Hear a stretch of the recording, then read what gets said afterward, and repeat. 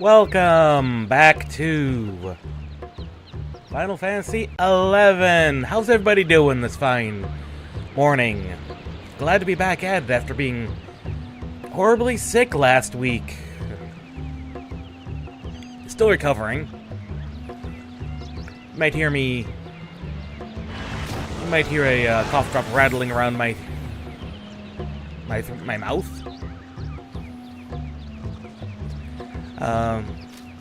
But in that time, I did something silly. I did many silly things. Getting Red Mage to 99. And, most other jobs to at least 30. I did silly things. I did silly grinding things while we were away. Also got some pretty basic 119 gear. At least what I can. Picked up an aptitude mantle for capacity bonuses, you know, those types of silly things we do. Got a whole bunch of accessories I need to replace eventually at some point. And I discovered why we almost beat Siren. And why we lost to her. We timed out last time we fought Siren. And that was because I did not realize this. Shantoto, in particular, will attack with enemies' weaknesses because she's a mage trust, right? Well, the way weaknesses work in Final Fantasy XI is enemies have a percentage amount of a damage multiplier based on their weaknesses to certain elements, right? Well, absorption, and this is a quirk of how they programmed absorption. If an enemy can absorb an element... Oh no, it wasn't that I got Char. We might have gotten Charmed, but I think we also timed out. The way weaknesses work, absorption works, is if an enemy can absorb an element, they are 150% weak to that element. Shantoto was healing her the entire time and not dealing damage. So we were fighting against ourselves and the greatest, most MP-efficient trust in the game.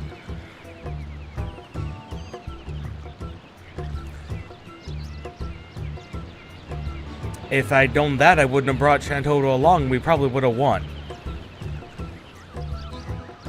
Because that was the big thing, is she just kept healing and I wasn't sure why. It was Shantoto was our problem. We're not bringing that problem this time. I've got Ayame, I've got Tenzin, so I've got my two major melee trusts, and we're level 99 when 119 plus 1 smart Baylid gear. This should be pretty straightforward. Where are you?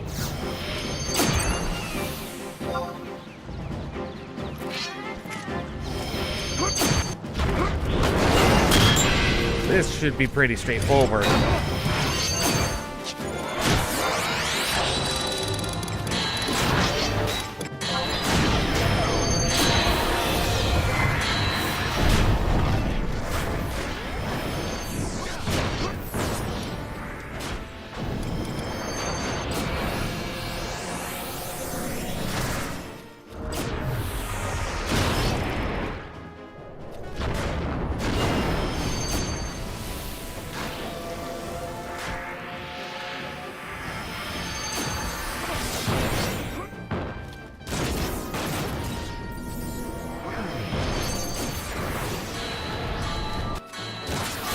Yeah, the charm spells can be pretty bad. But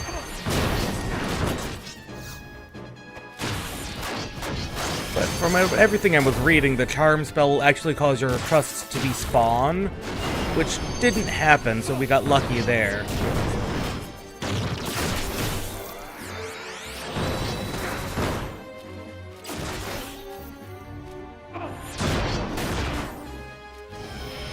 Fortunately, both of the trusts we have will God, see, that's a 4-step skill burst right there. That'll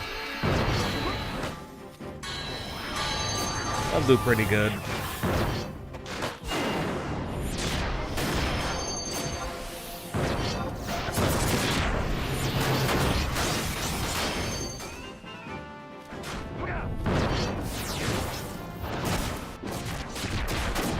Yeah, she's going down like a sack of potatoes now.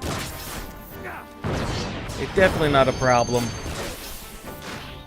this time around.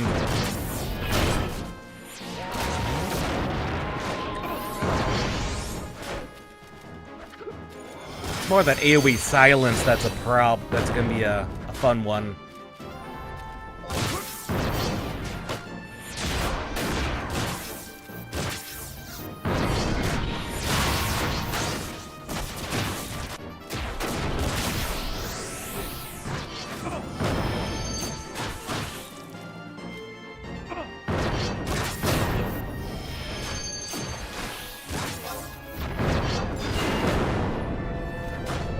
And it also doesn't matter really what element I put on my sword, as long as it's not wind, because wind will just heal her.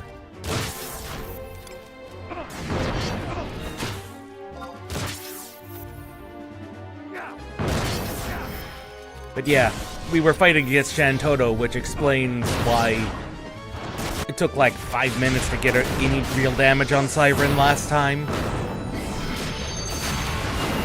When you're fighting against your best elemental nuker in the game, well, that explains a lot.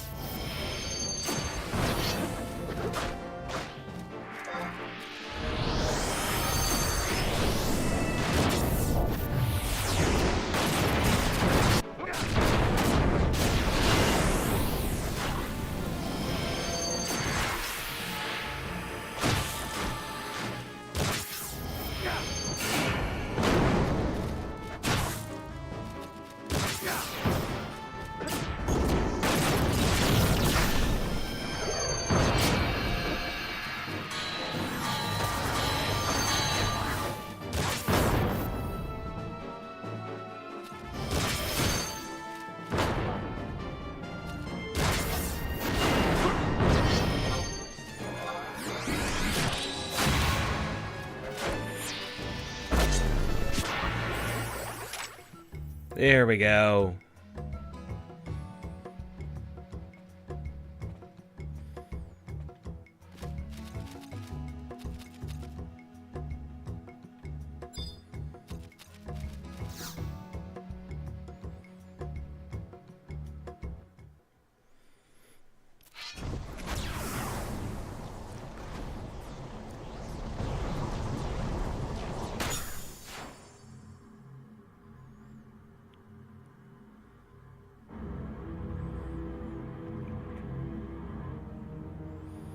It's over, Siren.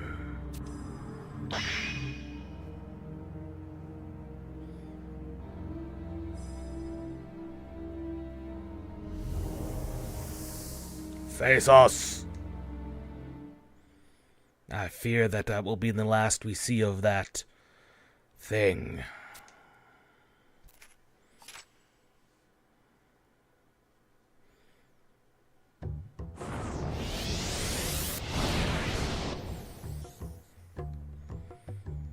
To think my charms turned against me. I thank you, Ragnos. Can it truly be called a future if there's naught left in existence? I'm unfit to call myself a higher power when I'm unable to act of my own accord and to succumb to the forces that threaten our land. That creature appeared before my visage and sunk its teeth into my very soul. But what is it? If you call yourself a higher power, does that mean that one is higher still? My prescience pales in comparison. it took me to a future. A bleak future. Where my wings fluttered despite myself, carrying me upon the wind. It called itself the Ambassador of the Void, yet I cannot tell from whence it came, nor why it chose to appear before me. Nor can I fathom whether or not it was acting of its own volition. This ambassador is likely from the future, as Iroha alluded to. We cannot ascertain where it might strike next, yet its power is palpable. Be on your guard. Thy compassion's words ring true. The threads of fate doth tie thee together with that abomination. And with that girl as well. But she's gone. Do not give in to trepidation. She'll appear before you once more, when all seems lost. The blessing enveloping her ensures it. I shall lend you my power should you swear to protect this land. Do you swear to watch over our world? Our Vanadiel? Yes, indeed. Let your communion with nature reverberate through the sky and sea. I shall always remain true in the depths of your heart.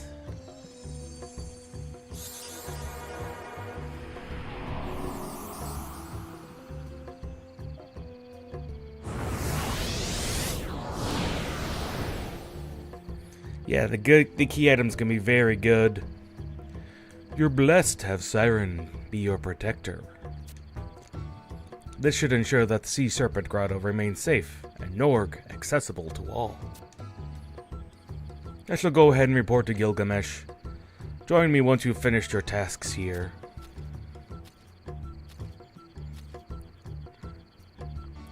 Yep, we've just gotten the Rhapsodies in Azure from that, which is another really good one, as you were saying. Standard bonus experience and skill gains. Unity gains have been boosted. Dynamis has had Slockout removed, which we've not unlocked Dynamis yet. Some things on Assault have been unlocked, which is over in Treasures of Ottergon.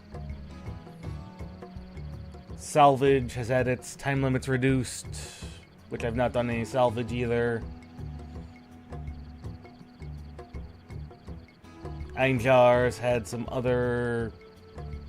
had a price reduction on smoldering lamps, soul plates.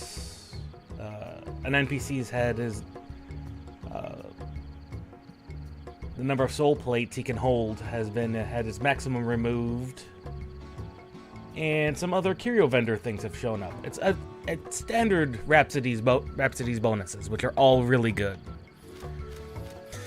Still cannot summon 5 trusts, but we'll take what we can get. We take what we can get. And that 30% bonus is nothing to sneeze at.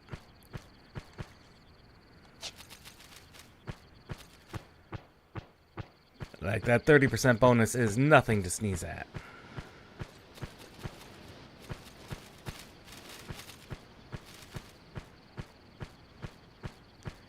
Can I even find my way back to the Sea Serpent Grotto?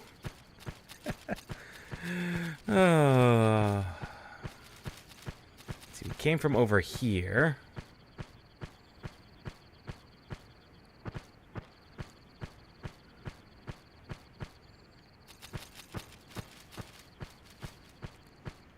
And I know it's somewhere around here. God, I'm blind. It was right there in front of me.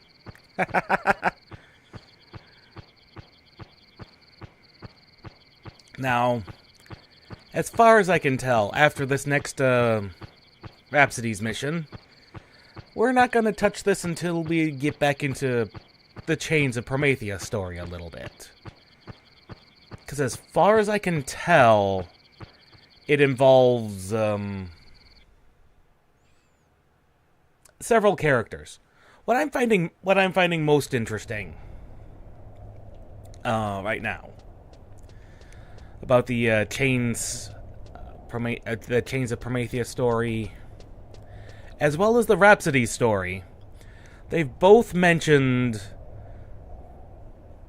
at least at the point where we're at, that the empty is the problem. Granted, I don't know how exactly that ties into Chains. That might have just specifically been a Tenzin thing. Because very clearly they wouldn't resolve it in Chains of Promethea, and then have Rhapsodies a decade and a half later tie into that and being like, hey, it went south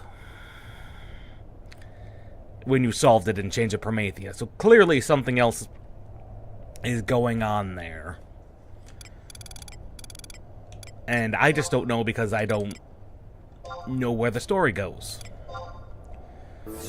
But after this next short little mission, then we'll get another trust cipher for Zaid.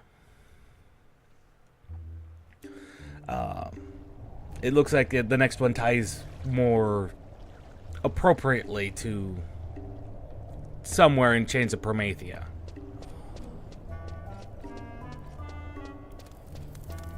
And then we'll just hop back into Xylart, because we got a long set of missions.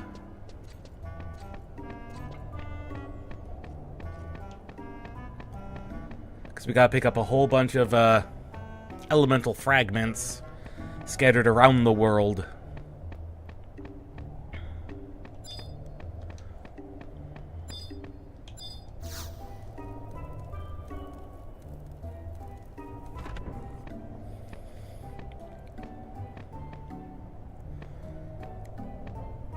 Zed's told me about how you resolved a little problem.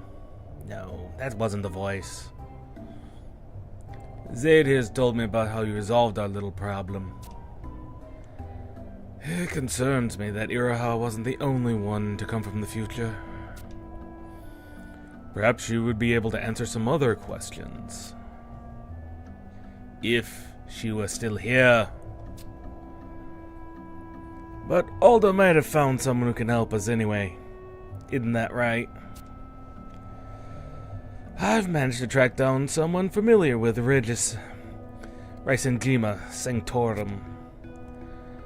Rachnios, have you made the acquaintance of one known as Tenzin?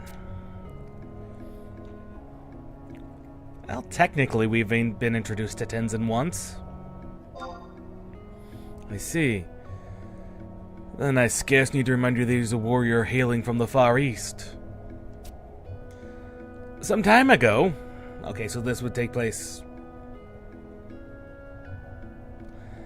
He appeared at Juno to appeal to the aid for the Duke Vicarious. Something about an emptiness threatening to consume his homeland. So this would take place after our current Chains of Promethea mission we've got triggered. So this would actually take place after that. This emptiness thing of his surely has some connection to the future Iraha was on about. Indeed. Remember Rachnios? That Sarid mentioned a future without time? But back to Tenzin. Where is he? He journeys throughout the Middle Lands, but I couldn't tell you anymore. I'm having my men put out feelers. Good luck. Good luck, Aldo. See what you can find out. Even if we succeed in finding him, we can't be sure he'll have any answers. But we won't know until we find him. In the interim, I'll keep learning what I can about our imposter, Zeta. Here's a bit of a trifle from Juno. May it help you find answers. Answers you need now more than ever.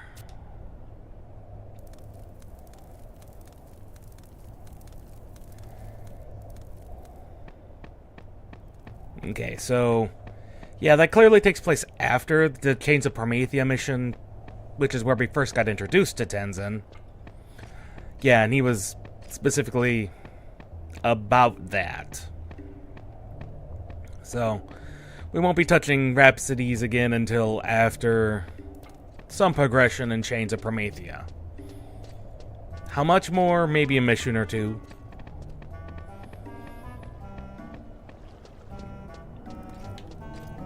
But enough of that.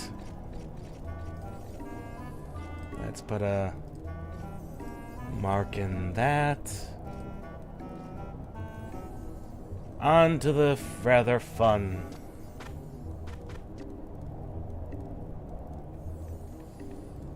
On to the fragments of elements.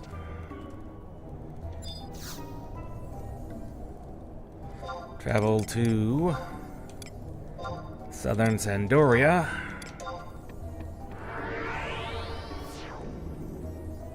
Western El Tepa.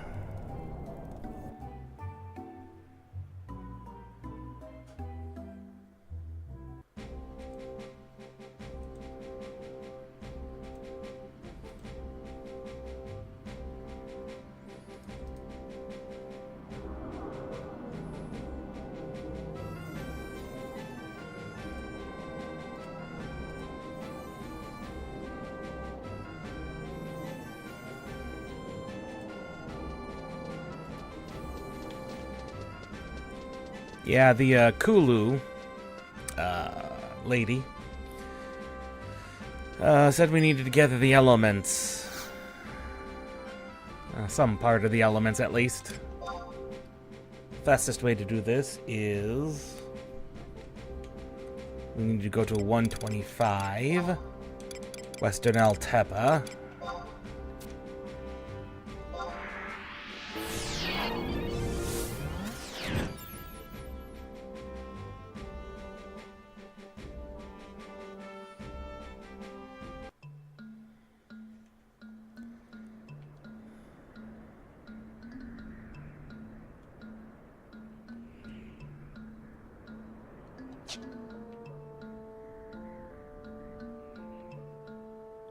Diamonds.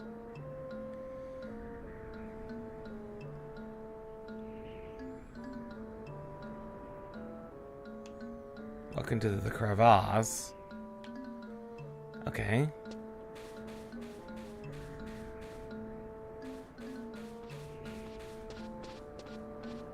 Huh.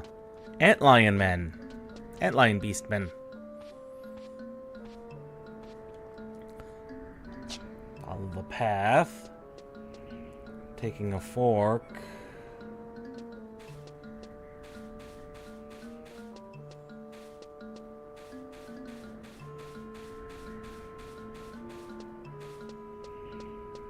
At least I'm assuming this is the correct direction.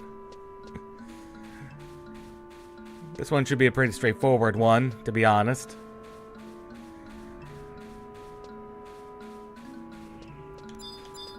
Yep, ruby column.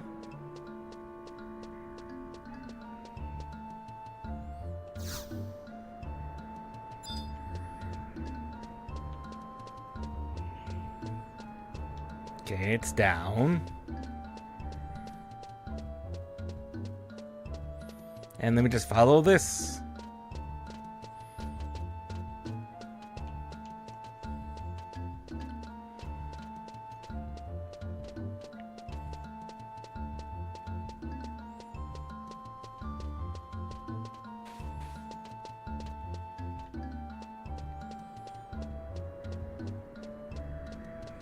Turn left and enter the first door.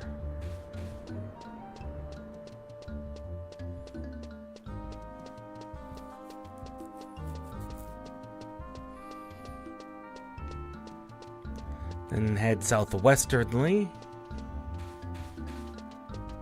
until we hit H8, H9. Also, I'm not sure how you would, you'd find this normally. This was back in...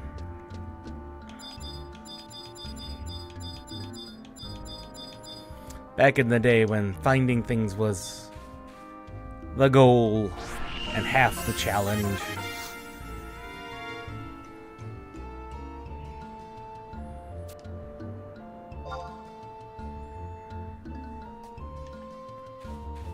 I'm not sure I can get closer. There we go.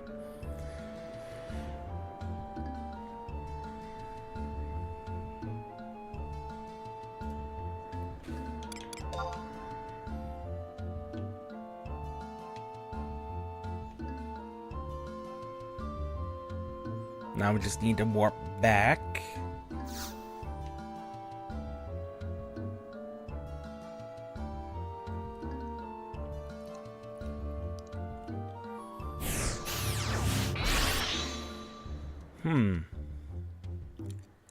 Just kind of weird that these headstones exist.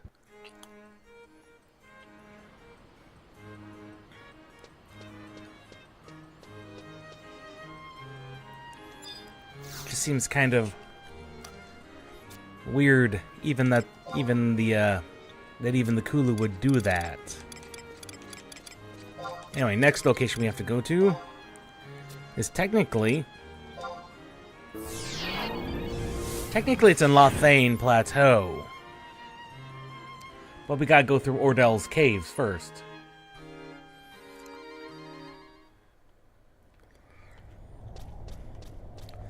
Which actually,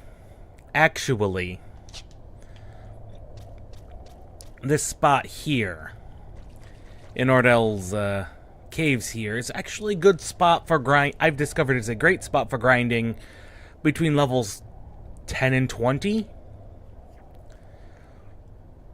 Just throwing that out there.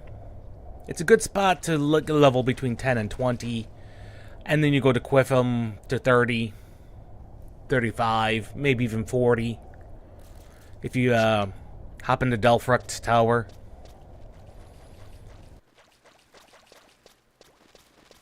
I've got up to level 50 grinding roughly mapped out pretty well. It's across like 5 zones. That'll get you up to at least 50, if not 55. Depends on how much you want to grind in the Necropolis. After that, well, after that, things get more complicated. If only because it's...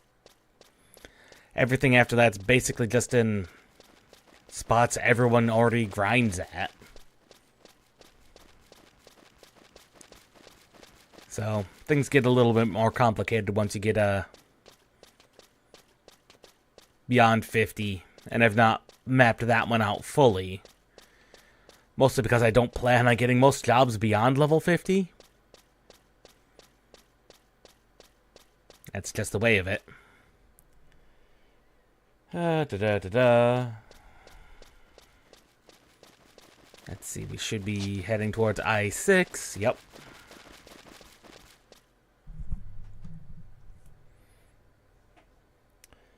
Switch to map 1, then we continue down to G8.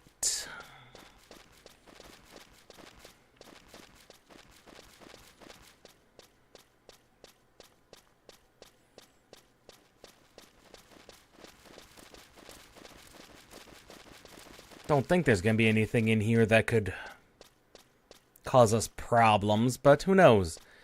They did add a bunch of level 99 enemies to some of these areas. I know they did that in Dangrif Wade. Oh yeah, Master level's an entire additional ball of wax.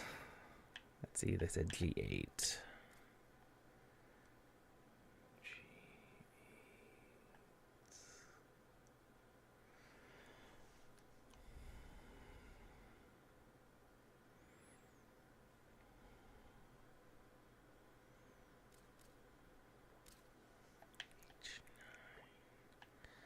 Okay. Yeah, master level's an entire thing. That, I believe, to even unlock those, you need to grind out your job points. Just 2,100 job points. On top of that, my merits. I've been sitting on the merits, mostly because I don't know what to do with a lot of them.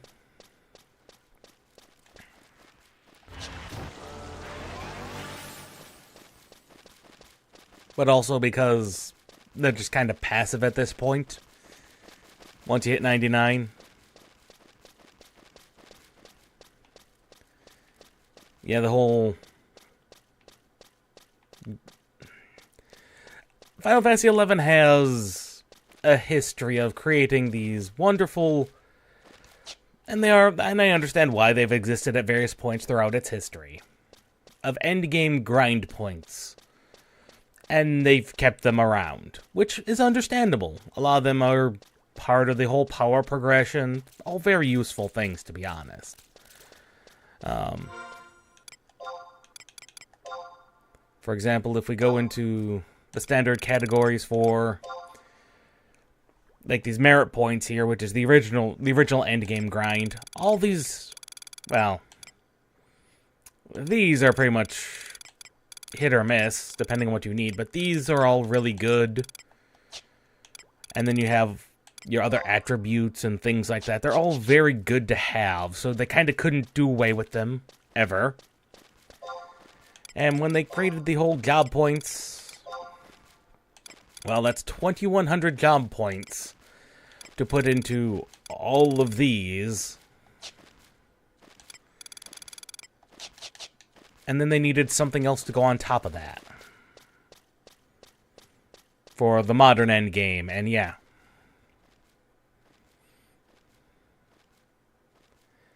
Yeah, that was the big thing I was probably going to spend them on. I know I need to save up at least 15 merit points in order to unlock the weapon skills, but I think that's the last thing the Nomad Moogle in Juno wants. Because I believe those weapon skills are kind of useful, the merit skill ones. The ones that are based on merit skills. On merit points. So once I get those done, then I've got a perfect spot for grinding merit points, but everyone knows it. It's Blathau Thicket.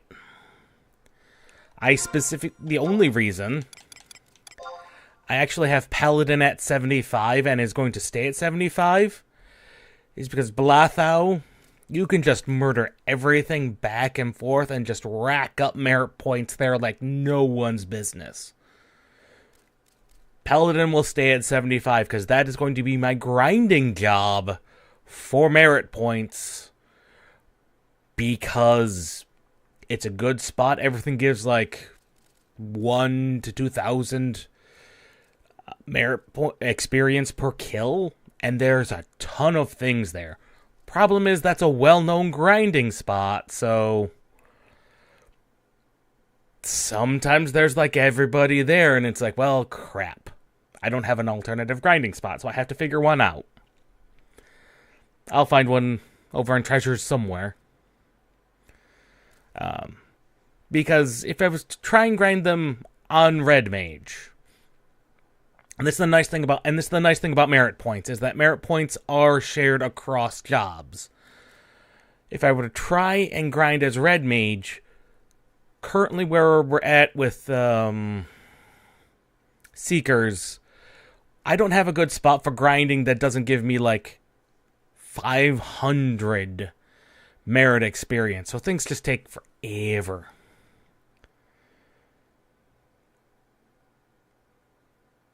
Okay, somewhere... You know, good point. I keep forgetting that Esha exists.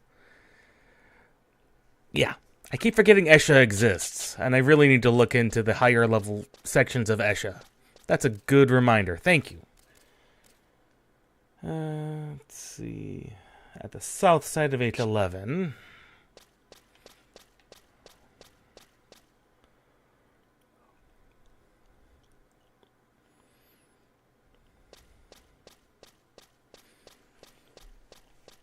You know, I really...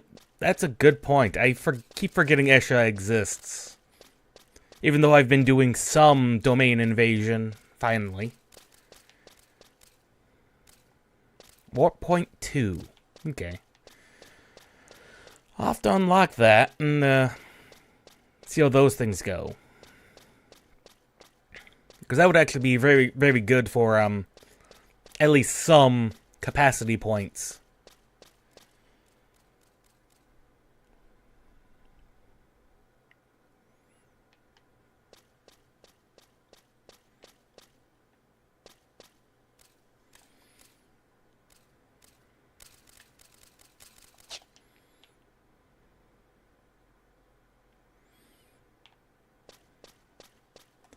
Because actually, the hardest part, and this is a red mage only oddity, the hardest part was finding a good quality sword. Because the 119 sword is unequipable by red mage. And that's the weird thing about Seeker's equipment system. Red Mage can only find, with Balid, a level 107 sword. And the only 119s I've been able to find are Superior 1 and 2. So yeah, Domain will be a nice thing. Domain actually has an upgrade to the current sword we are using. And very clearly I've gotten myself lost.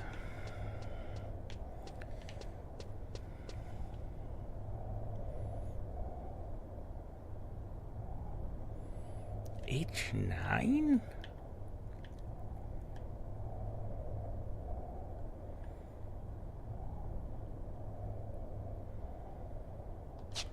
Very clearly I've gotten myself lost.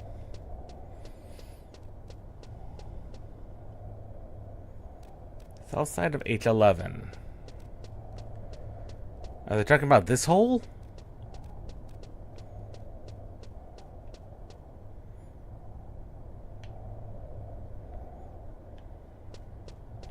A hole on the south side of H11.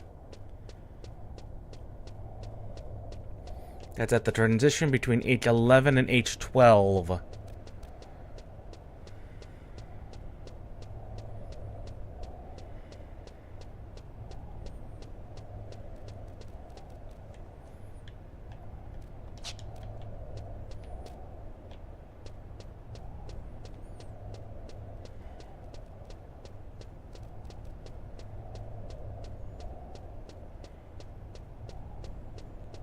Okay, there's H11.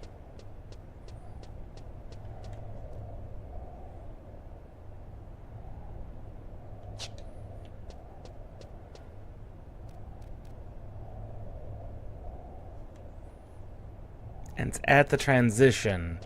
So that actually means the hole over here. Bugs Bunny, really? Ah, these are in fact some level 99s.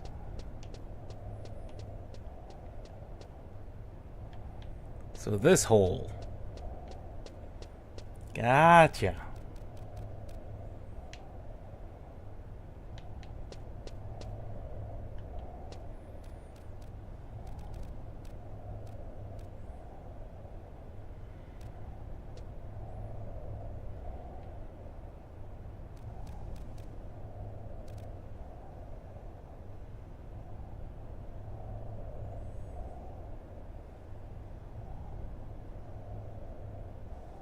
Go there until they reach the hole. And then we go east. No, we just came from there. Geronimo?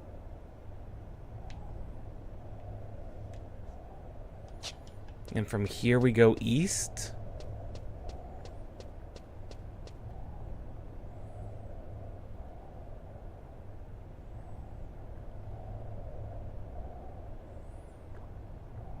Taking care not to fall down cliffs.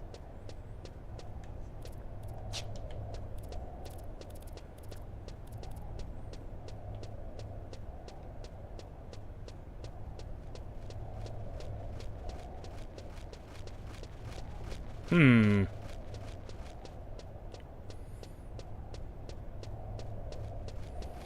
Once we get to about I-6, go south.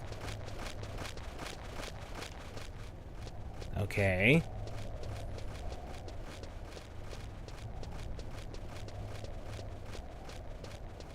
We'll see if we can even reach I-6 from here, or if I've horribly gotten myself even further lost. I hope not. That would be terrible. Get lost in Ordell's.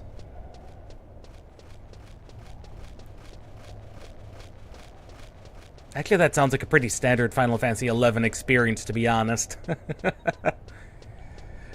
Yeah, and Domain's actually been pretty easy. I've been very lucky that every time I've basically zoned into Esha, Zeta, which is the only Esha I have unlocked at the moment.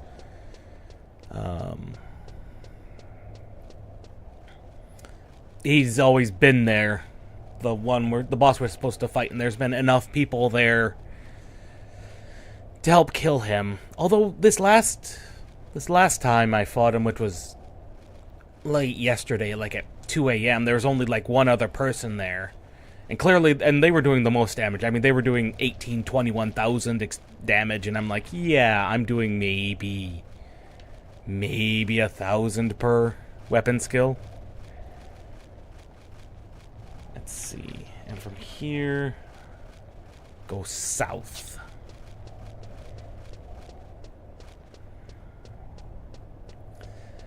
And yeah, the minimap add-on is entirely useful. And it's an entirely useful add-on. I've had it installed before. I just don't think I could get it to mesh. I just didn't think it meshed with the overall aesthetic of the UI. But yeah, for general purposes, I'd recommend it. And go south until H9. At which point we go west. And that should bring us pretty close to where we need to go. Should be a tunnel off to our right. Ah, there it is. Yep. And that's always been my struggle with a lot of these add-ons, is finding ones that fit and work well. Like the Guild Tracker. I have used a Guild Tracker before, and that honestly fits really well. What other ones have I used? I've also used an XP bar mod. I can't remember which one it was. I think I might have had to modify that particular program in order to make it work. I've used a variety of mods at various points to keep track of things. As you saw with the skill chains, they tend to look mostly like that one. That's about the only one I would recommend, especially if you're doing like semi-solo or soloing things. The skill chains one. It's just useful to have because they do not give you much information or knowledge at all, or feedback at all about how skill chains work. And I'm still not sure on Magic Burst how that works. I'm not gonna lie. I'm still not sure how Magic Burst works.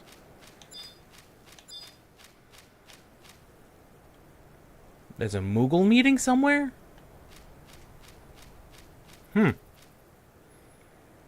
Apparently there's a meeting of Moogles over here.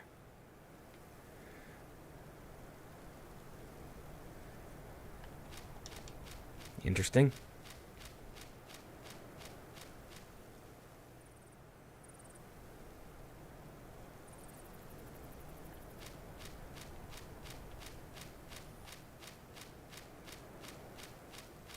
Right. They've got an element. Yep. Mm-hmm.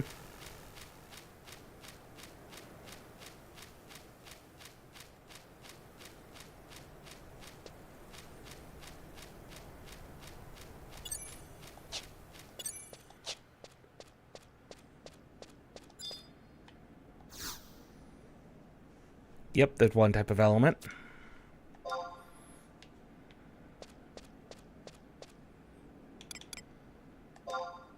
Mm-hmm.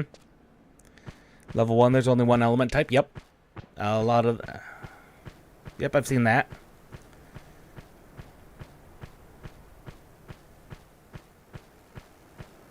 Yeah, I've seen that on top of the standard scission... Yeah, fragmentary, that... Yep. Mm-hmm.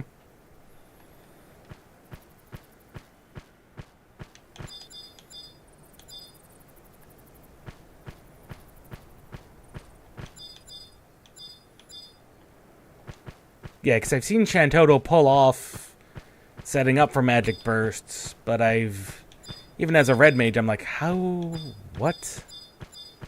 How do I take advantage of that? Still uncertain.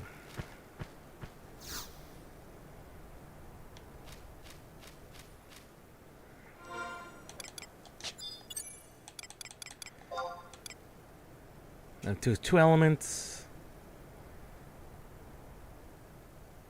Okay, yep.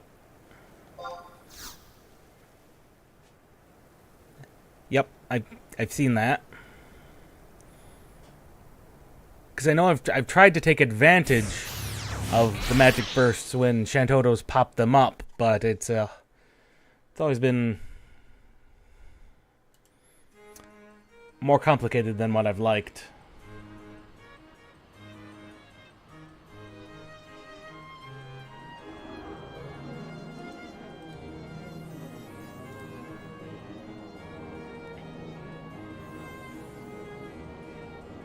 Because I've been occasionally able to pull it off, but the most hard bit has always been because I've got like a 5-second cast on my arrow on my level 3 spells here, so it's a very tight window in order to fit these in. Maybe I just need more magic haste. That would probably make that easier.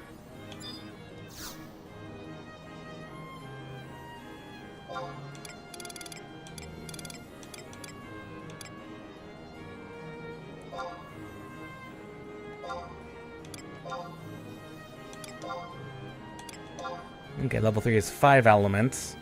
I don't think I've ever seen a level 3.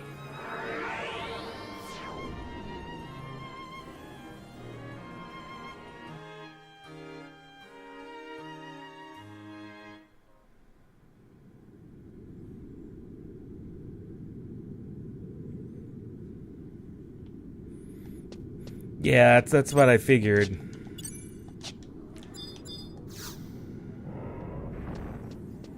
Yeah, that's what I figured, is that also I'm not playing a dedicated mage, so it's like it really isn't that important to understand how that works.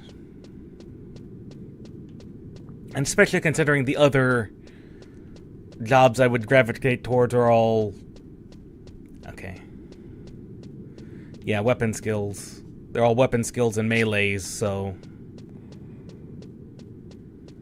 Mostly just linking the weapon skills. Okay. Let's see. Anyway, we're up here in Fei Yin. Uh-oh.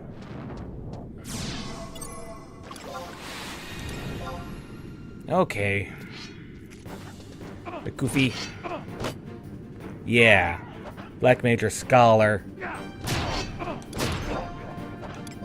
That's what I thought, but they don't do a good job of explaining it, so I was like, I'm not entirely sure how this works.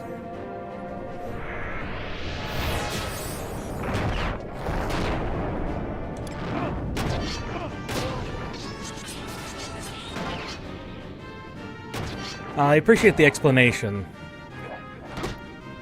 It's always been kind of vague to me exactly how it works.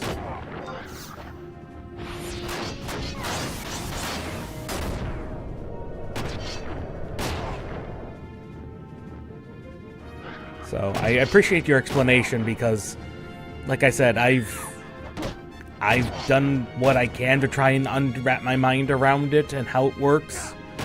And the wiki, honestly, is even less helpful in its explanation than what the game provides. So it's been kind of in the dark for those.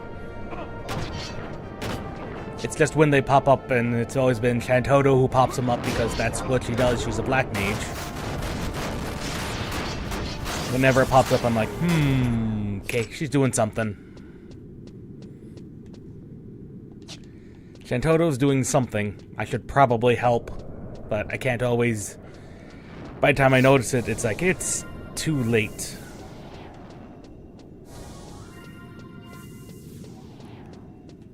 Let's see, I don't... Oh, great, I got 2 of them on me.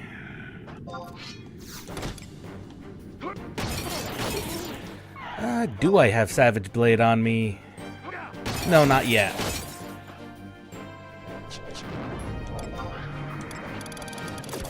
I don't yet have those on me.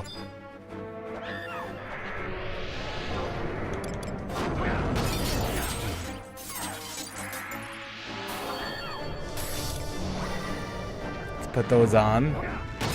Oh, there's 3 of these guys on me.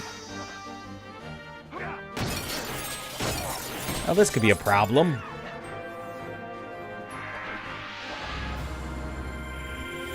Could be a problem.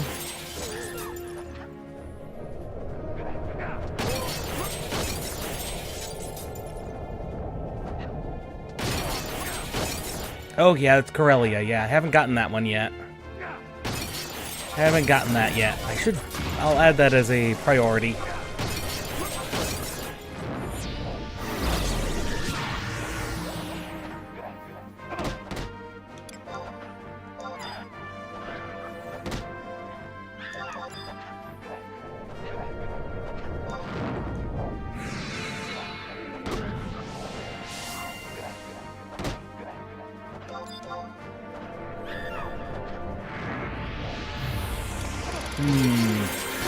This is gonna be a problem, it would seem.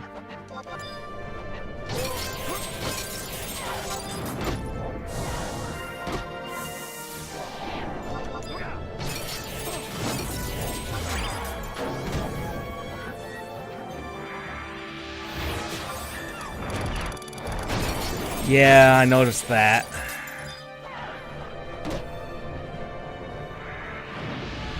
Which is a bit unfortunate, but yeah. That just means I'll have to cure 3 myself.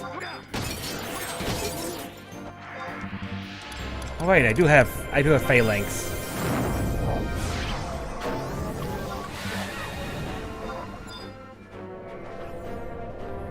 If I'd stopped getting paralyzed, I might be able to get it off. Yeah, I forgot about that phalanx exists because it gets stuck at the bottom of the spell list there, so I keep forgetting it exists.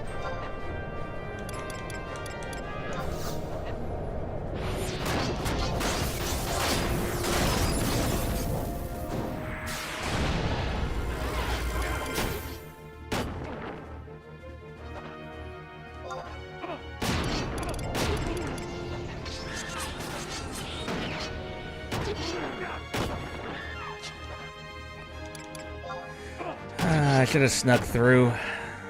Especially after I killed the first one, I knew I should have snuck through. There we go.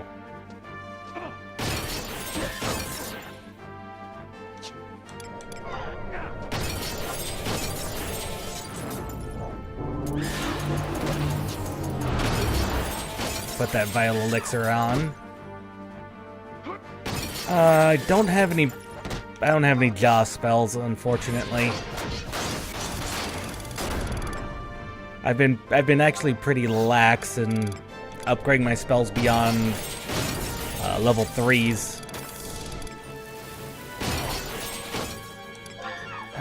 Things that prolong. I do actually have a bit of composure I could use. That would probably help.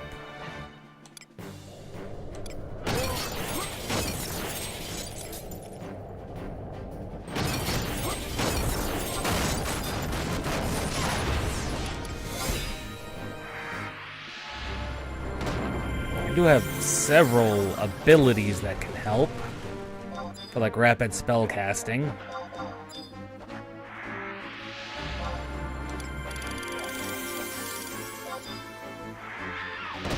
There we go. Now our end spell will last 8 minutes and is, I think, stronger. Yeah, yes, composure.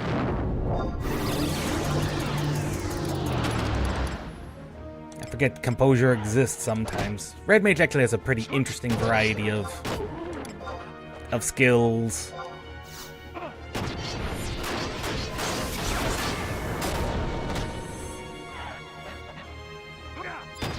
There we go. Now we're down to the last guy. He definitely doesn't stand a chance now.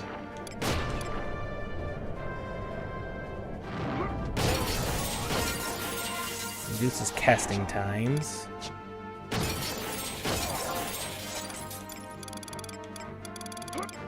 Right. I also have Aqua Veil I should probably throw on also.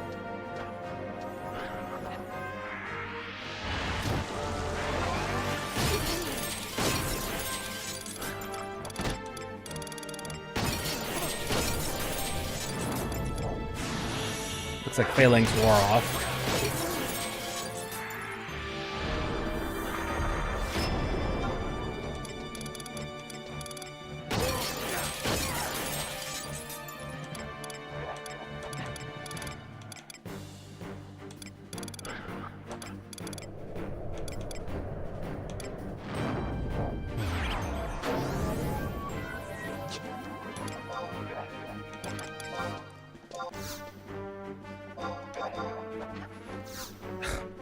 Now I gotta wait for sleep to wear off because this thing cannot hit me.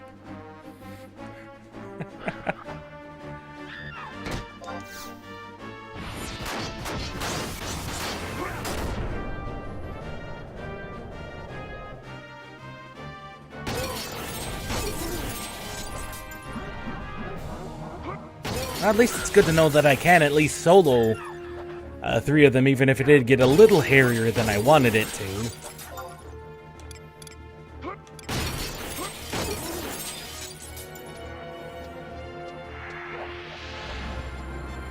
And I really should pick up some better spells. I actually do have a list of spells that I need to pick up, but they cost a decent... They cost a relatively decent amount of guild. That's the reason... That's really the only reason I haven't picked up, like, the level 4 spells. Phalanx 2, I've not picked up any of those because... they cost a pretty penny, or are only available in certain battlegrounds.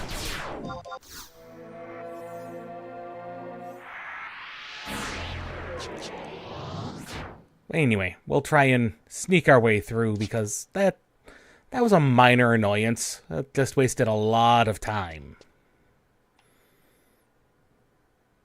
A decent amount of time anyway.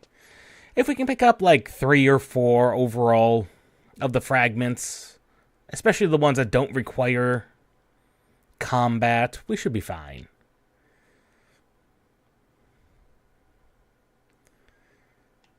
I just forget how quiet it is up here in Fei-Yin. It's eerily quiet.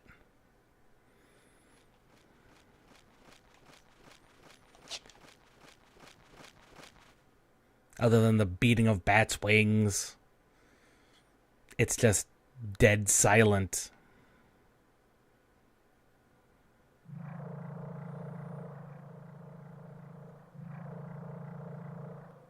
It's unnerving, to be honest.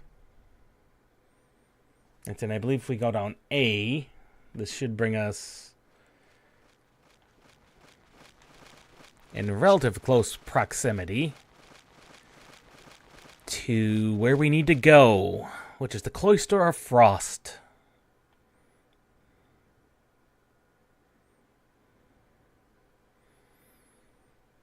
I will say one thing that irks me a little bit, and this is specifically how Red Mage was designed versus Rune Fencer. Because I'm a Rune Fencer, Mystic Knight. I like that job. I like those types of jobs.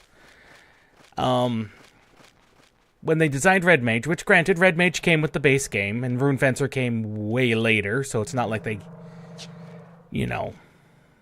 did it on purpose. Stealing one job's identity and putting it in with another job. It's very interesting to me that they made Red Mage be the job that had the spell sword abilities, putting your element on your weapon when there are other jobs that are generally associated with that. Like I said, Mystic Knight, Rune Fencer, Rune Knight. Those generally are the jobs that are associated with putting an element on your blade. This is the only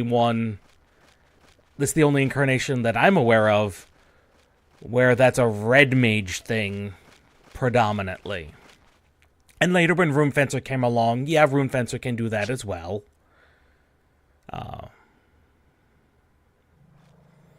It's just in a slightly different way. So in a way, they kind of got away with sticking that particular thing on two jobs. And they both do it in different ways. Rune Fencer doesn't do it by expending magic. But they still do it. And it's like, that's an unusual design choice. But I know they couldn't take it away from Red Mage at that point. So it's not like they could, strip the end spells out of Red Mage and give them to Rune Fencer. So instead they've got this weird little overlap between the two. It's just a little weird. Because I think it's the only job that has that problem. I mean, technically Scholar does, but Scholar can use both white and black magics.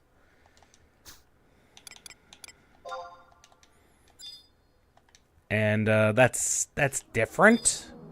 Because they also have the ability to buff and buff one versus the other.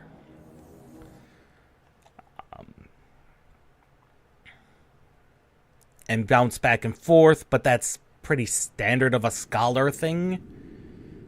Although I don't think Scholar inherited necessarily the funny thing about Scholar from 3. When Scholar was first introduced, it was a melee magic dealer.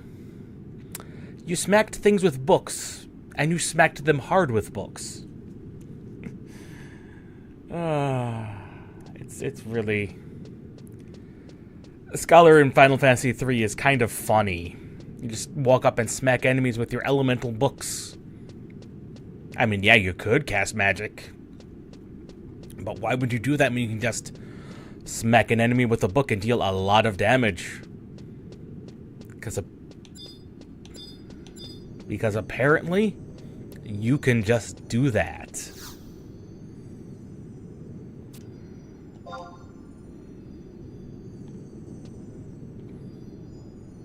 Also, I didn't think about it, but Fei Yin here... This is a Xylark construction. I didn't think about it until now.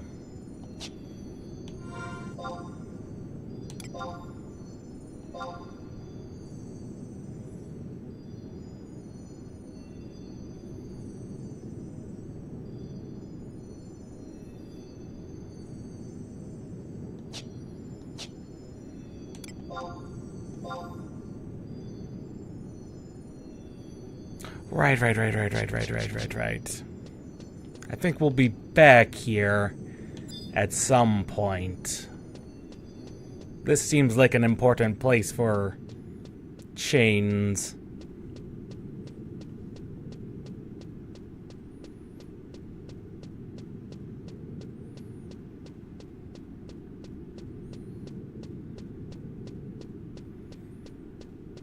Yeah, and that's what we've been focusing on.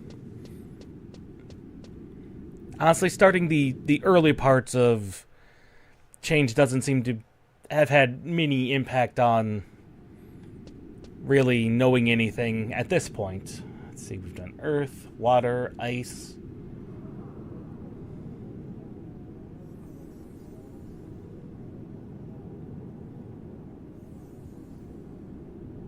Oh, the Shiva crystal. I thought that looked kind of familiar. Oh yeah, trial by size. Trial by ice, yep. That is summoner. Yep, that would then let us unlock Shiva Prime.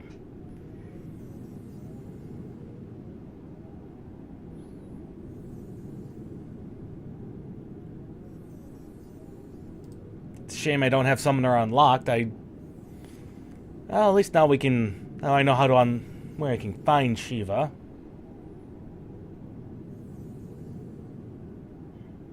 When I unlock Scholar. I'm not Scholar Summoner.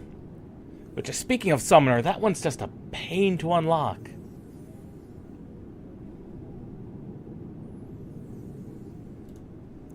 That is just a pain to unlock. Especially tracking down the last... the fire...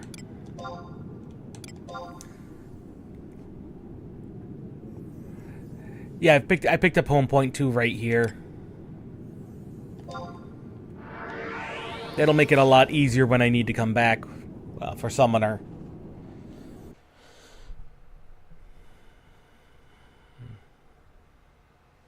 So now we have the next 4 elements.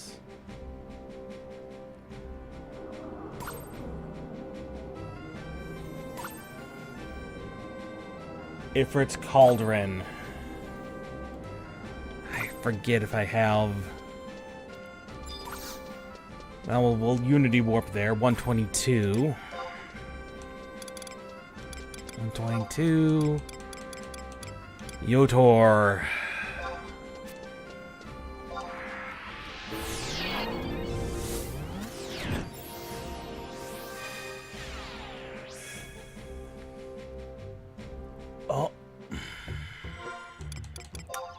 I forgot to grab ice clusters. And it's a little late to go back. Oh well, that means we just get to stand around for 7 minutes.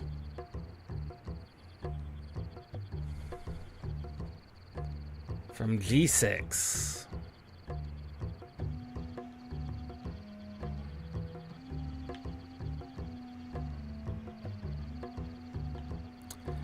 Up to Ifrit's Cauldron. Which I don't know if you could tell or not, based on the, well, the blur effect I put on.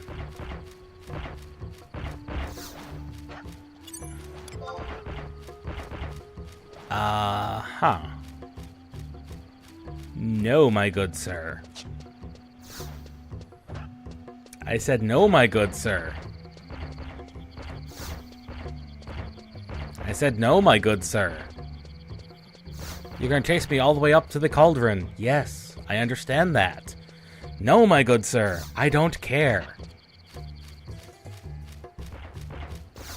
Anyway, based on the thumbnail, I believe Ifrit's Cauldron's up here. I used that specifically as a background for the thumbnail. Ouch.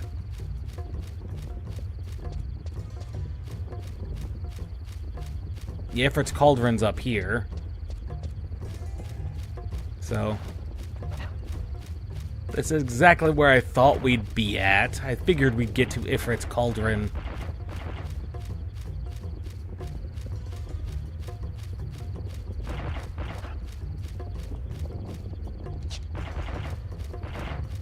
I figured we'd get here today.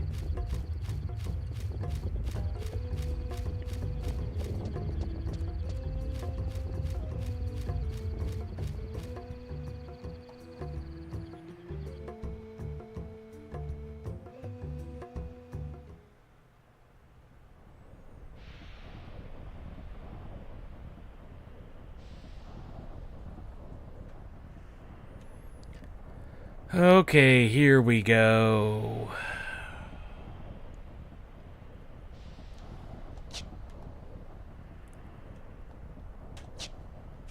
Ifrit's Cauldron. Oh, good lord. That is a map and a half.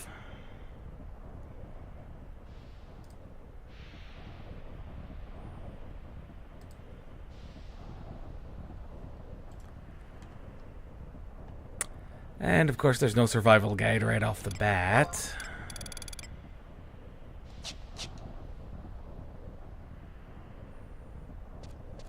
When you enter, yeah, map 4, head for H8.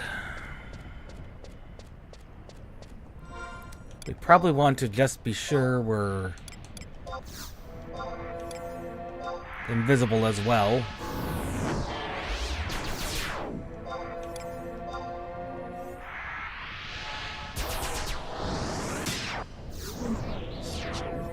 Especially since we're going to have to stand around for 7 minutes.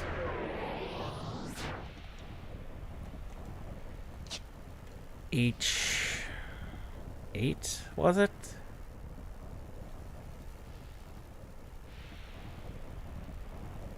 Yep, H8.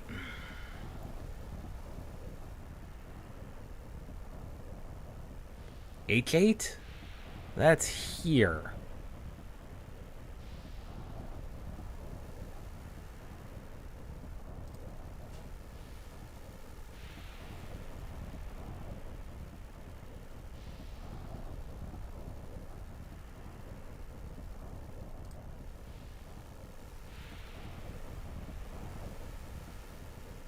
I am wholly confused.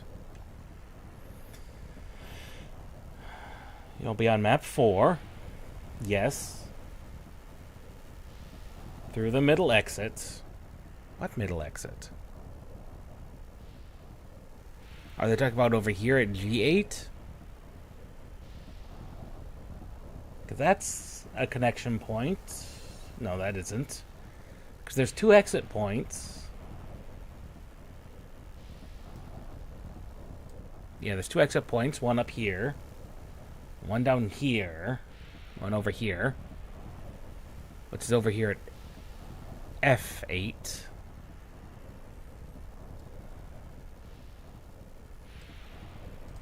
Okay, where's the end goal? Are we shooting for the Cloister of Fire?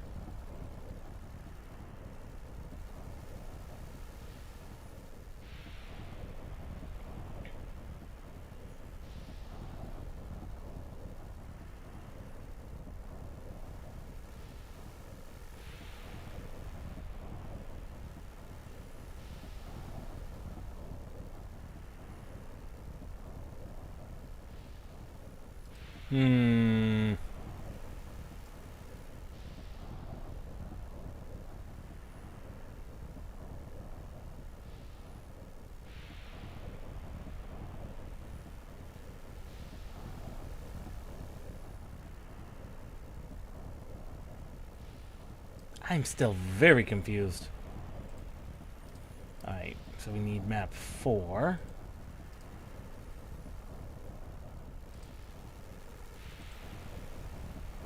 Map 4, which will lead to map 7.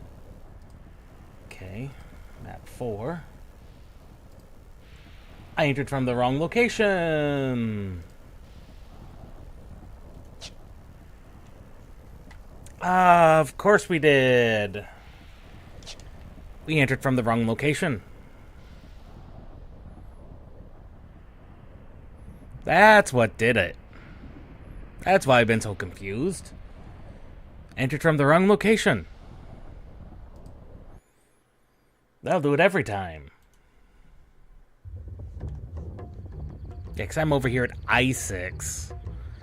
I need to be over here. G6. Alright. Visible connection points, where are you at?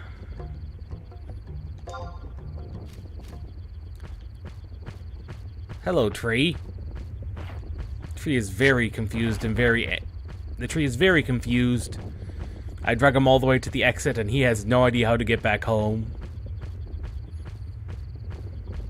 So I feel sorry for anyone who's underleveled and coming out of Ifrit's cauldron. I apologize. It is going to jump you.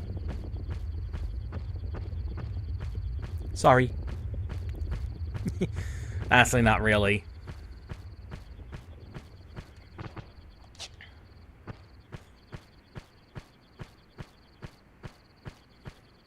There probably was a connection point, at least based on the composite map.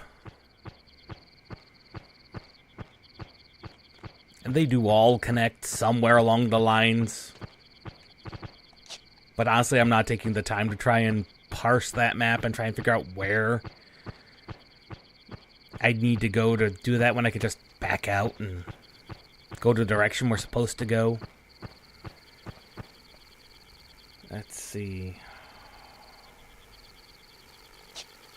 Apparently there's an underground.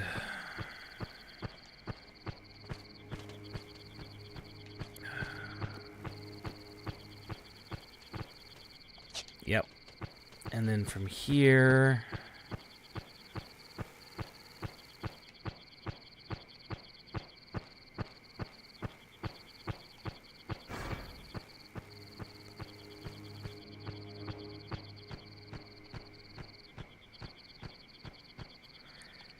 Yeah, the ice clusters would have sped things up, but that's not a huge deal.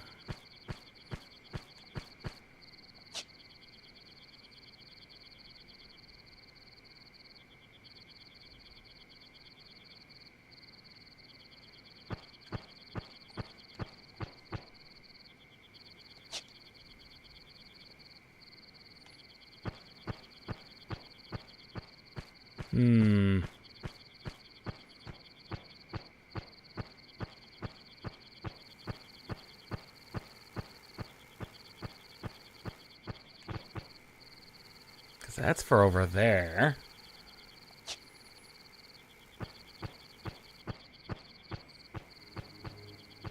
There it is.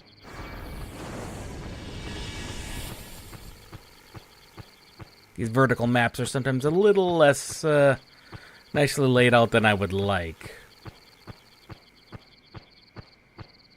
Correct? Correct. I thought it was underground too, so... Here we go, the proper way into Ifrit's cauldron. The proper way.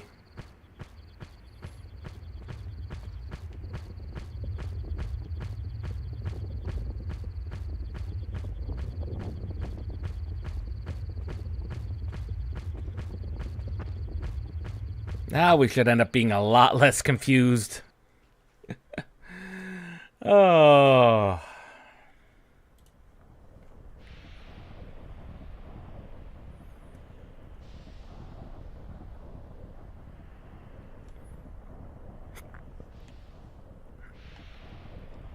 That makes a lot more sense. Middle exit now. So is the survival guide. So does the survival guide, but...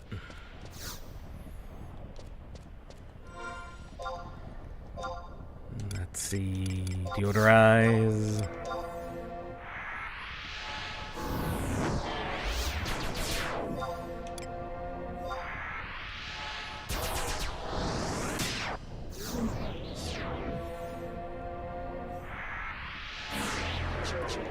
On map 4. Volcanic gases, old Opo-Opos. Lots of old Opo-Opos.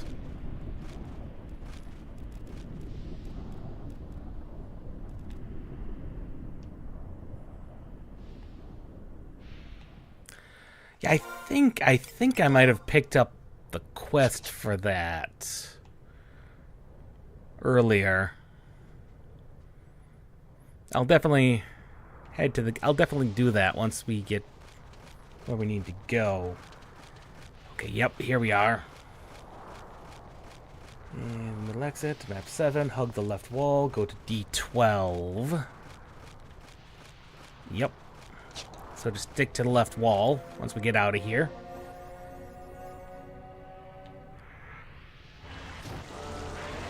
I thought Castle's Wall was dark. This obsidian blackness is a little excessive. At least Vol was mostly purple. Yep, that's a volcanic crater, all right.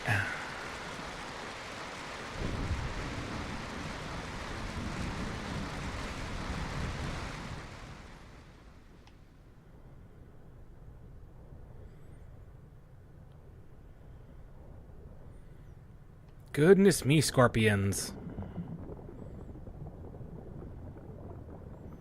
There we go. There's the reds I'd expect from a volcano. At least if Monster Hunter has taught me anything.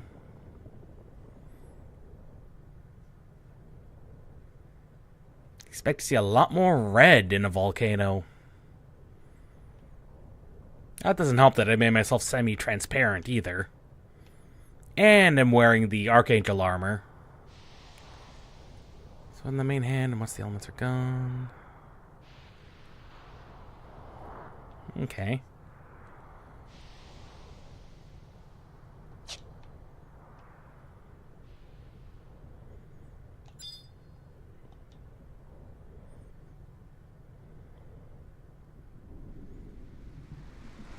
The sword. 5, head for J8.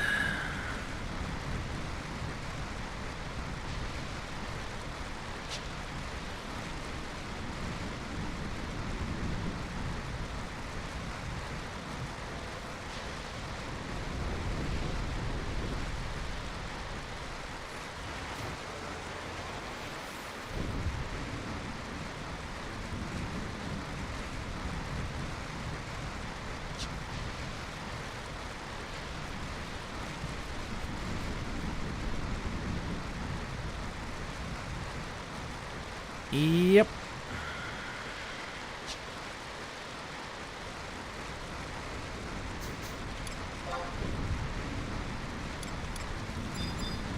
Okay, volcanic gas, what are you? Oh, you're of an appropriate level. That's fine.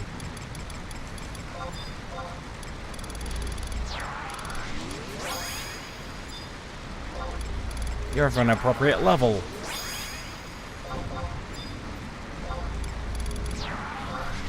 That means I'm not dealing with you if I can help it.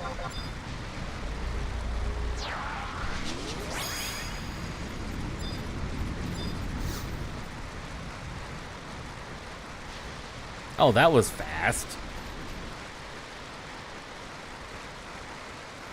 I failed to see what the problem was there. That was fast.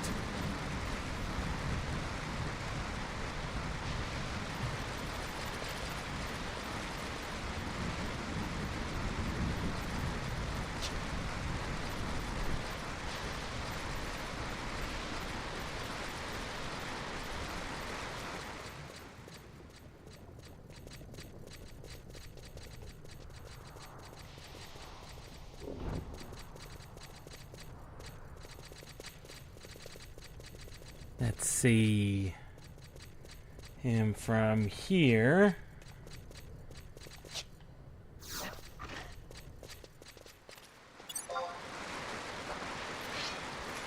I figured you'd be a problem. That's why I bought my friends.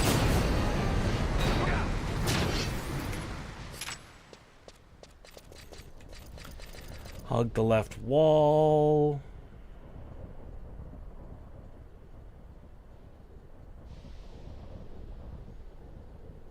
E7. Do not fall down.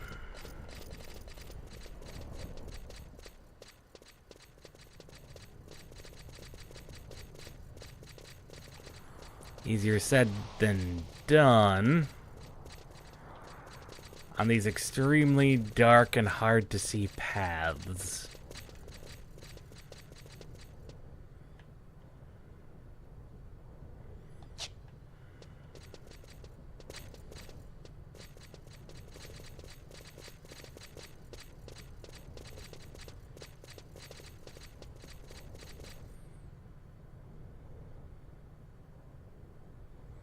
Do not take the drop slightly to the right.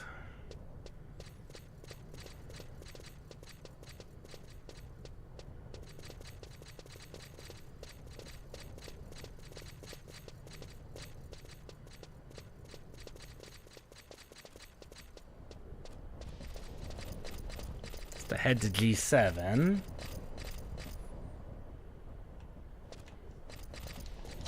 Map 8. Good lord, then I'm on a grounds tomes.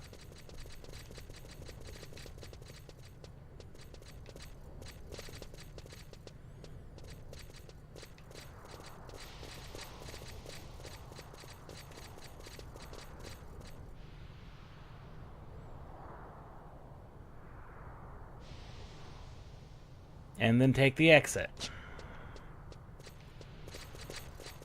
But just be careful not to fall or do anything silly.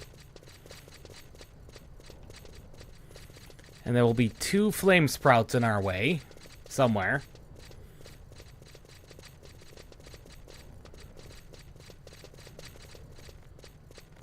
Ash lizards. And maybe an NM. There was something about there might being an ash dragon in our way.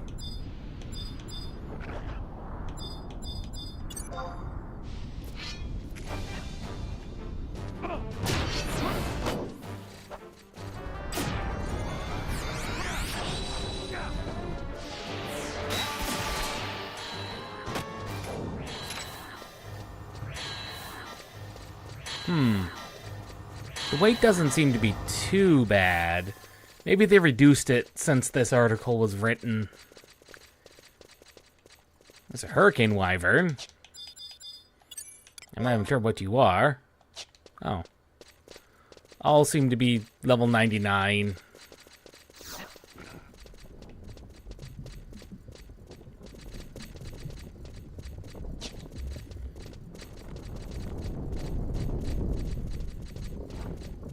I think the only thing I have to worry about is if the bombs decide to explode.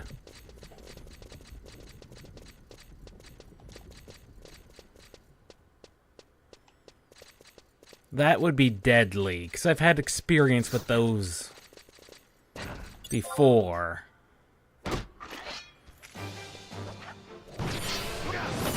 If they've got a lot of health, I know these things tend to just...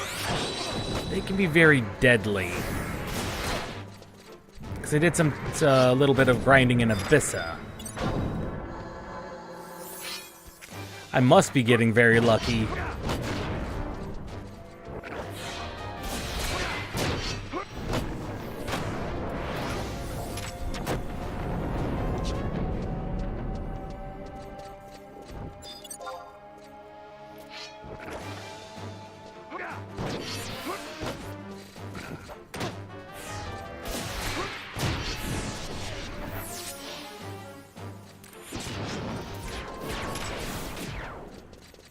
We'll see if I'm lucky on this last one.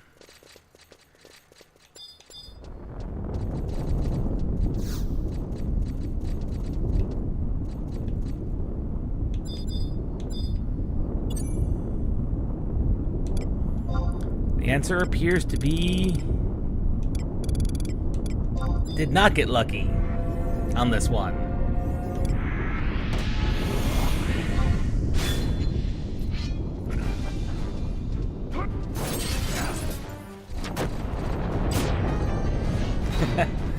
It would appear I didn't get lucky on this last one.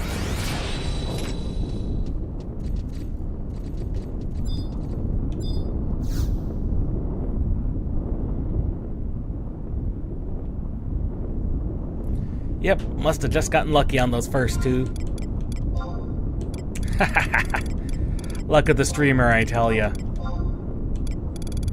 Sometimes it's beautiful, other times it is terrible.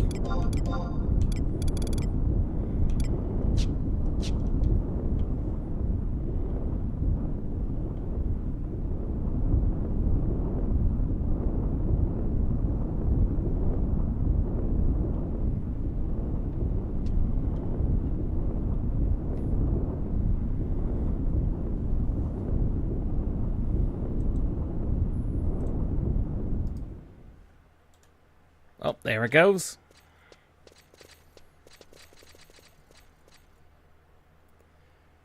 Here we go.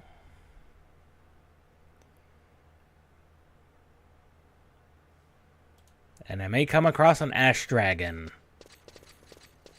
If we do stumble across him, I might just kill him.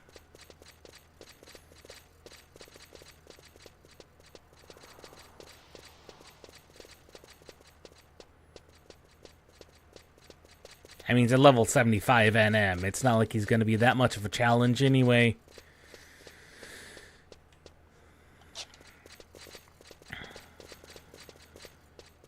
Well, it looks like we avoided him, so... You're near the exit. You may come across an ash dragon.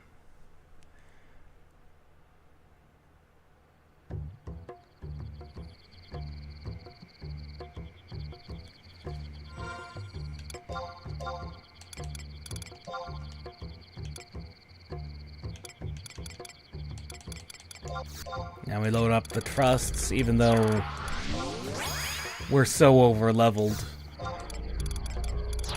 These pops will be... These two NMs will be child's play.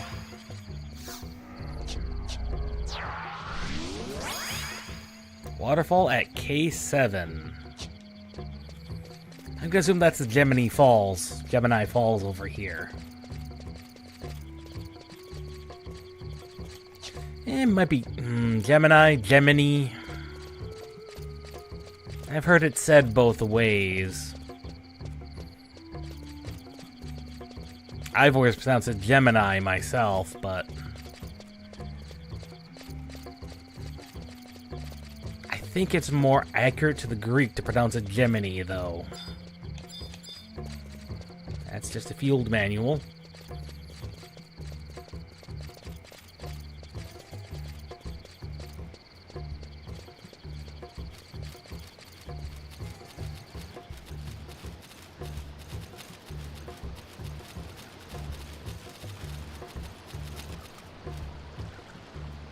Waterfall at K7. L6, L7.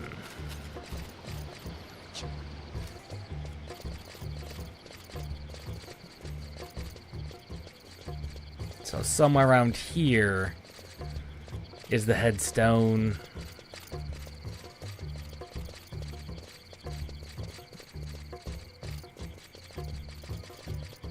Nope, not over here.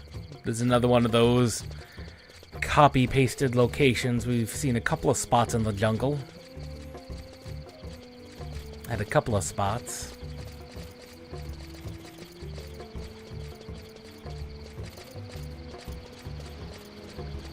So it's definitely going to be in one of these caves. The question is, which one?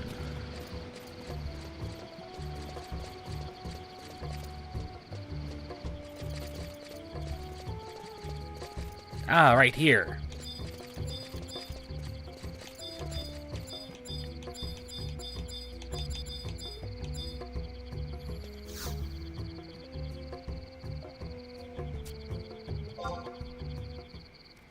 The Opos.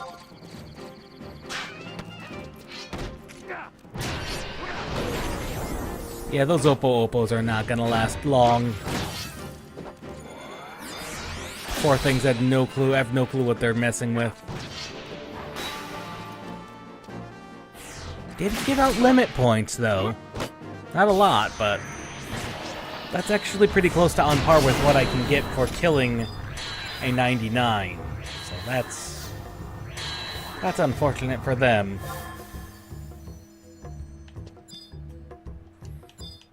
No, I don't have anything better to do right now.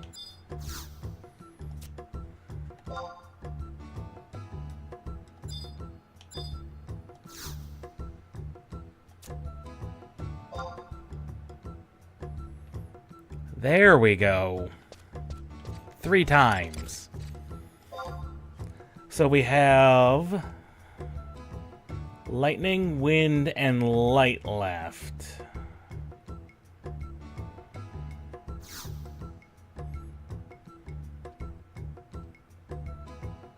Oh, cool. A bat earring we could get later.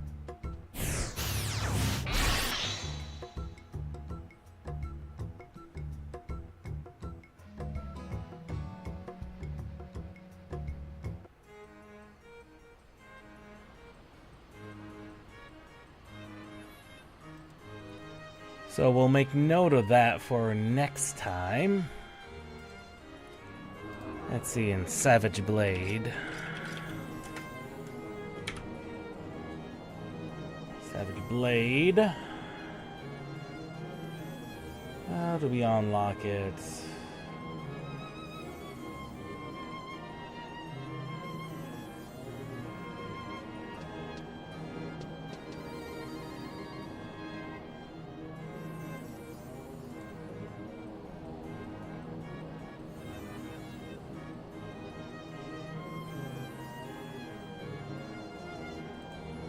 Old wounds. Oh, yeah.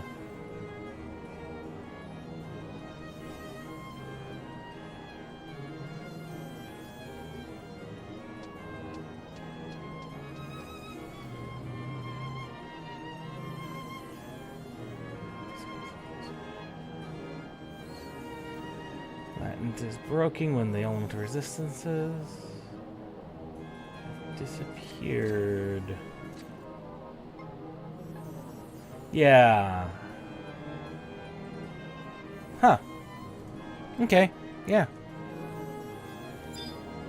You might as well unlock that. I can work on unlocking that.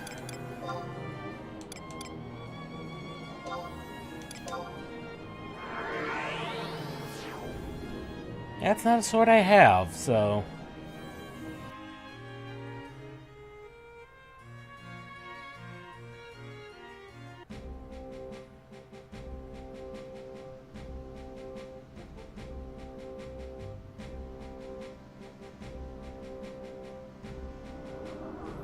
Oh, either way, we're gonna need to... Either way, I'm gonna need to grab the lodestones from the Open Sesame quest.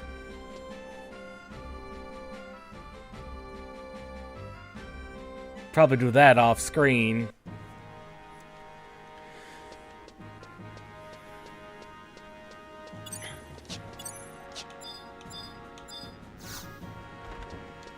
Where are you, Corellia?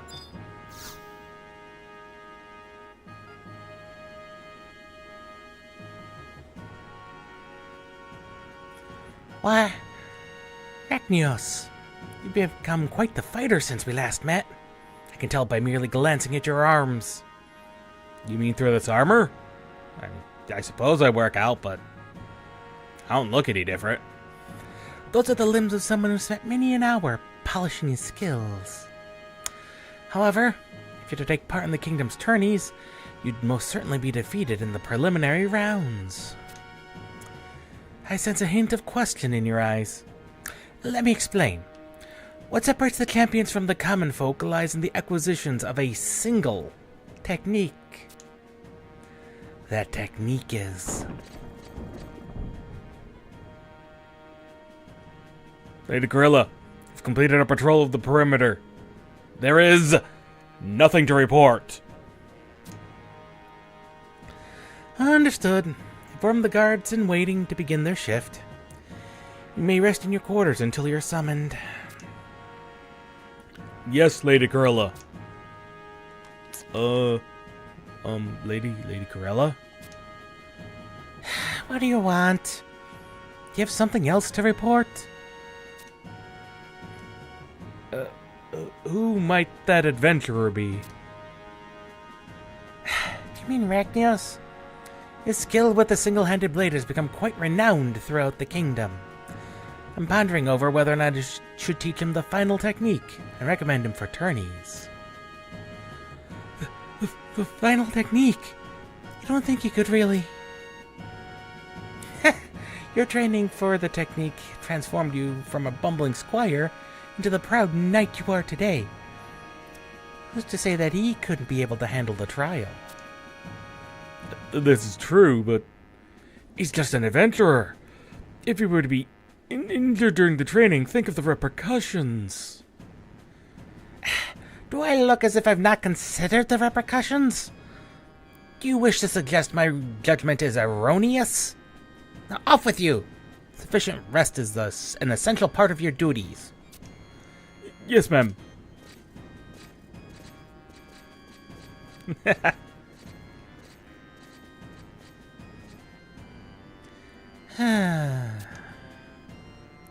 I apologize for the interruption. However, my offer remains.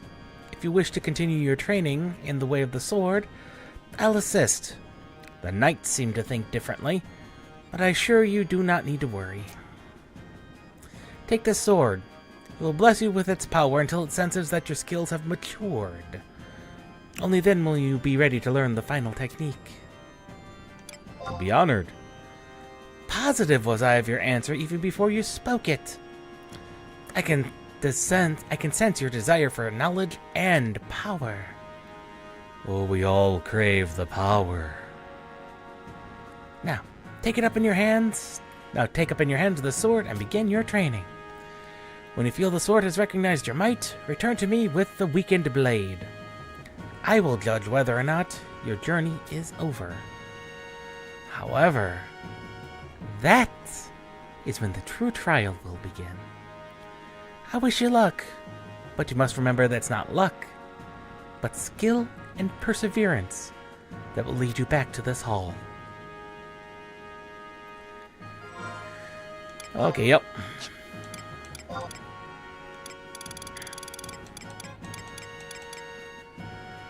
Yep, the elements will go away. Yep. So in the main hand, and once the elements are gone, it's complete. And 300 trial points.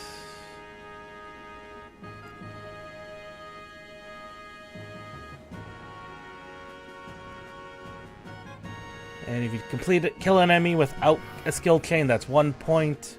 A level 1 skill chain is 2 points. Level 2 is 3. And a level 3 is 5. And you need 300 total points. Okay.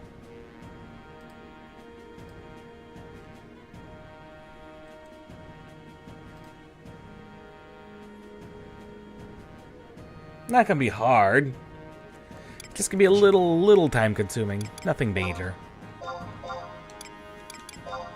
I think I can just shove that in my Mog wardrobe too.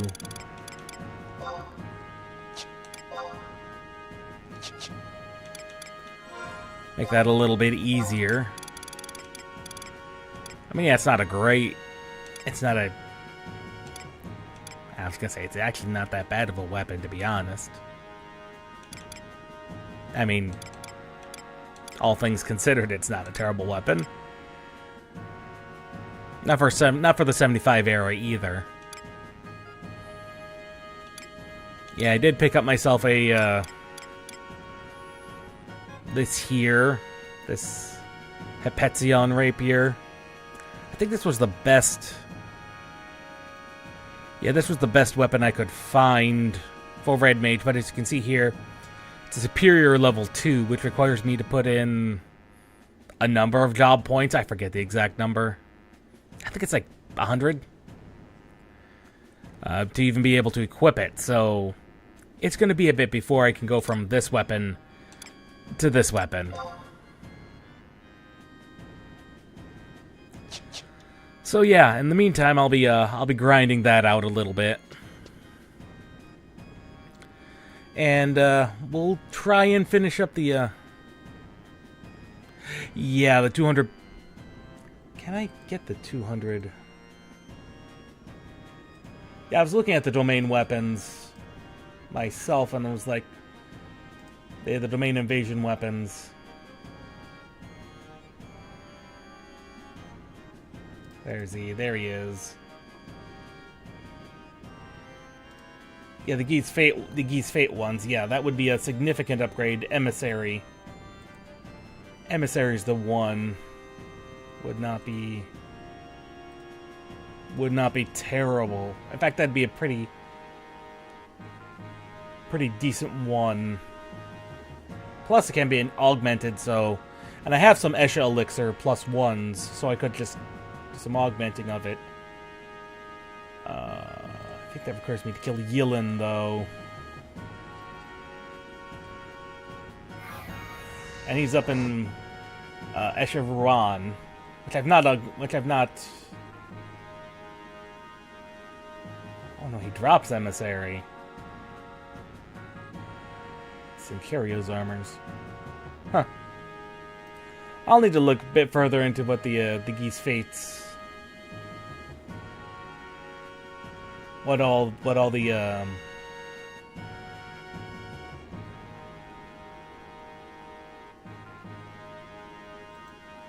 I'm not even sure I can check that. If I have the points, if I just need to spend the points, I could just buy it. But if it needs me to have killed the NM, that's a different matter entirely.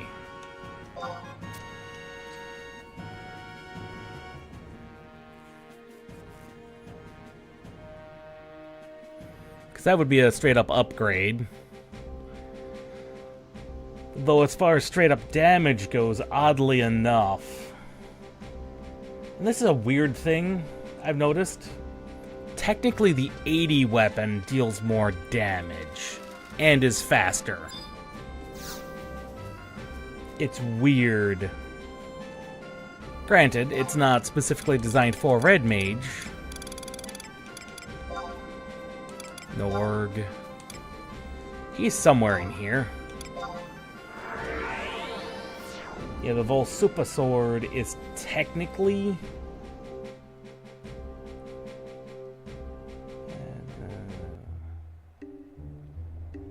There we go. Esha Emissary. Yeah, the Voluspa Sword does more damage on a smaller delay. Though it does give less plus weapon skill, so... I'm not entirely sure. We're looking for Zurim. Where are you, Zurim?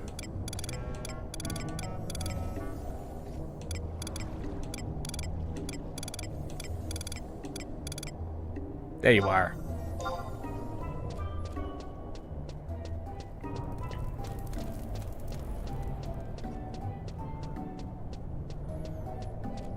And then we also have I also have the fact that all my accessories are very outdated. That's a level 10 earring, so... Level 43 waist. God, I'm still wearing the focus collar for the +2 accuracy. I'm gonna assume Zurim's... There he is.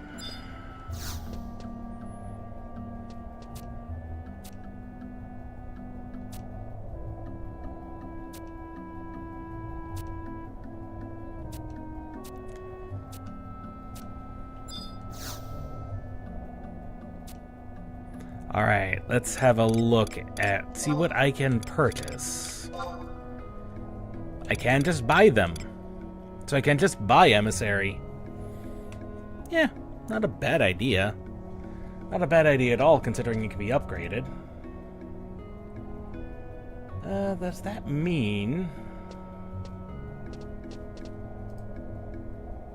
Does that mean I can just save up and buy Caladra?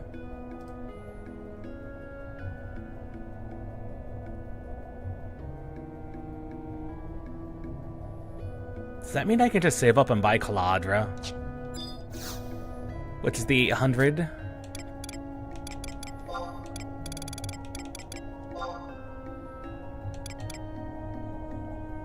I could just save up and buy Caladra.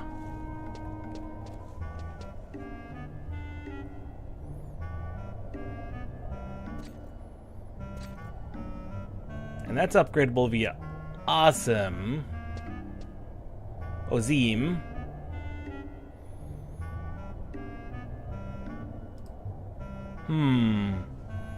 Question is, which one's better?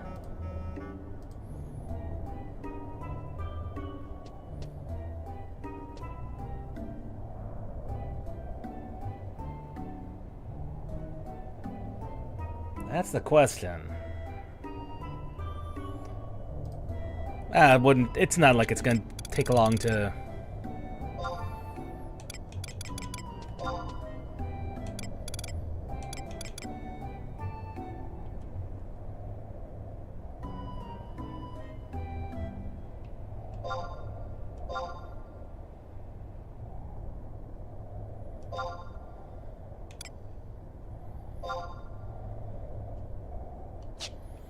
Okay.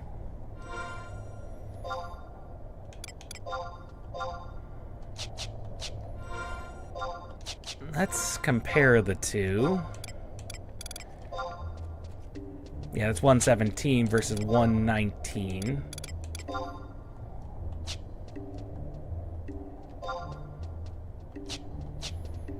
Alright, there it is. You have to go into the screen in order to do that. There it is. 123 versus there. It is faster, so this emissary is just a straight up upgrade. Accuracy 15. There's no normal accuracy bonus. Oh, there it is, 15. Magic attack bonus. That's something that doesn't have.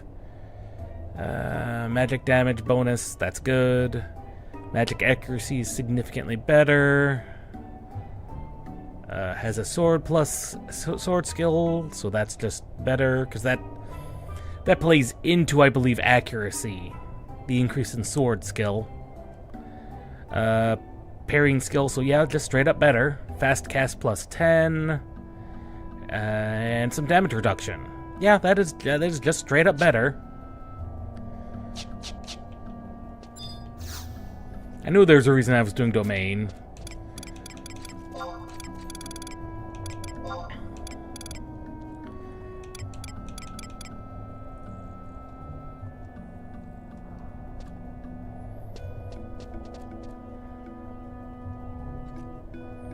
Yeah, and Caladra is just going to be another upgrade, so I shouldn't even bother enhancing Emissary. I should just grab Caladra.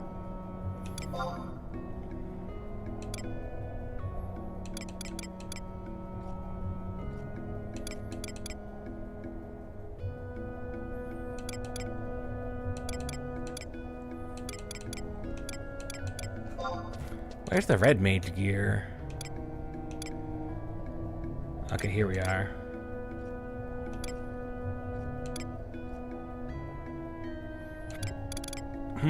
I'll need to have a look at the armor and see what armor might be decent as well. But I suppose in the meantime, equipped with our, well, we'll try and do some Savage Blade unlocking elsewhere, other times. And we'll look at doing some more upgrades and things like that. But now that we have Emissary, that'll make a lot more things easier. So, when we, let's see, tomorrow, 12:30, midnight 30, we'll be doing some Mankind Divided, I believe.